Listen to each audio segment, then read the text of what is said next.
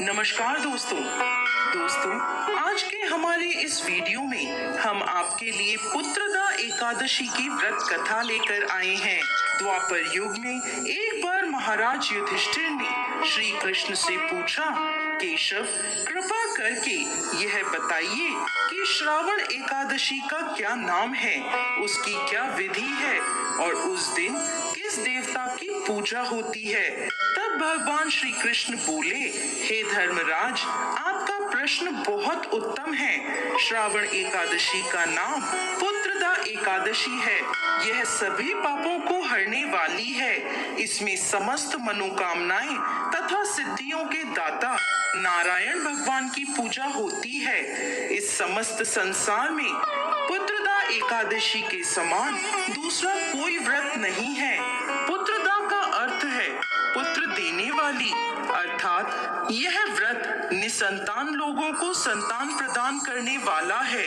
हे राजन, अब मैं आपको पुत्रदा एकादशी के महत्व से जुड़ी एक कथा सुनाता हूँ। ध्यान पूर्वक सुने।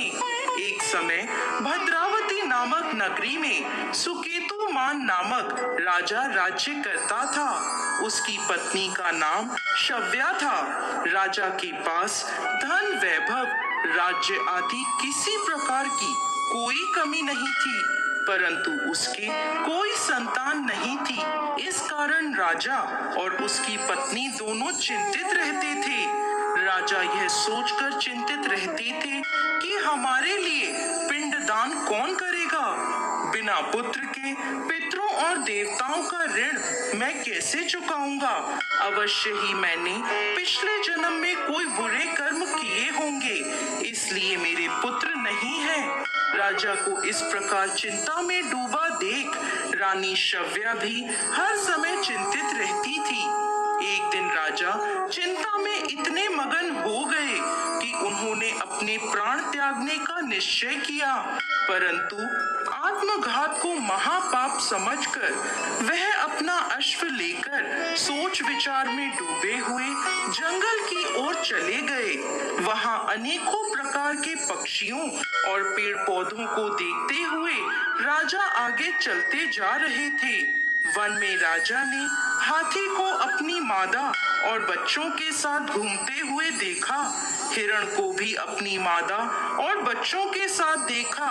इसे देखकर राजा सोच में पड़ गए कि मैंने कई यज्ञ किए, ब्राह्मणों को भोजन कराया, फिर भी मुझे निसंतान होने का दुख प्राप्त हुआ।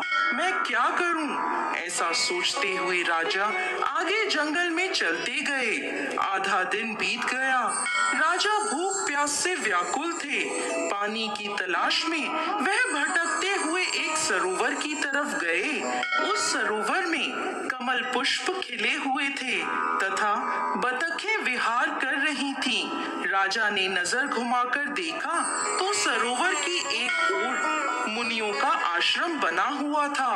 उसी समय राजा के दाएं अंग फड़कने लगे। राजा ने इसे शुभ संकेत समझा और घोड़े से उतरकर उन ऋषियों के आश्रम में गए। आश्रम में पहुंचकर राजा ने ऋषियों को प्रणाम किया और वहां बैठ गए। राजा को देख मुनियों ने पूछा, हे राजन, आपकी क्या इच्छा है? राजा ने पूछा, महाराज, आप कौन हैं और यहाँ किस लिए आए हैं? कृपा कर मुझे बताएं। तब वह ऋषि बोले, राजन, आज से 5 दिन बाद संतान देने वाली पुत्रदा एकादशी है। हम विश्व देव हैं और इस सरोवर में स्नान करने के लिए आए हैं। यह सुनकर राजा बोला, हे महाराज, मेरे कोई संतान नहीं है। यदि आप मुझसे प्रसन्न हैं तो मुझे पुत्र प्राप्ति का वरदान दें। यह सुन मुनि बोले, हे राजन, श्रावण मास की एकादशी का नाम पुत्रदा एकादशी है। यह निसंतान को संतान प्रदान करती है। आप अवश्य पुत्रदा एकादशी का व्रत करें और भगवान की कृपा से आपको पुत्र रत्न की प्राप्ति होगी। मुनि के वचनों को सुनकर राजा को संतोष हुआ और उसने महल में जाकर रानी शव्या को सारी बात बता दी और पुत्रदा एकादशी के दिन राजा और रानी दोनों ने पुत्र प्राप्ति की इच्छा से पूरे विधि विधान से पुत्रदा एकादशी का व्रत किया और द्वादशी के दिन पारण किया। कुछ दिनों बाद रानी शव्या ने गर्भ धारण किया। 9 महीने पश्चात उनके यहाँ एक अति तेजस्वी पुत्र हुआ। वह राजकुमार अत्यंत सुंदर, यशस्वी और प्रजा का पालन करने वाला राजा बना। श्री कृष्ण भगवान बोले, हे कुंती नंदन, पुत्र प्राप्ति के लिए पुत्रदा एकादशी का व्रत सर्वोत्तम है। जो मनुष्य पुत्रदा एकादशी के महत्व को पढ़ते या सुनाते हैं, वह सांसारिक सुखों को भोग कर अंत में स्वर्ग लोक को प्राप्त करते हैं। पुत्रदा एकादशी का व्रत करने वाले व्यक्ति को सुबह जल्दी उठकर स्नान आदि से निवृत्त होकर संतान प्राप्ति के लिए पति पत्नी दोनों को स्नान के पश्चात पूरे विधि विधान से श्री हरि नारायण की पूजा करनी चाहिए। इसके साथ पुत्रदा एकादशी की कथा सुननी चाहिए और आरती करनी चाहिए।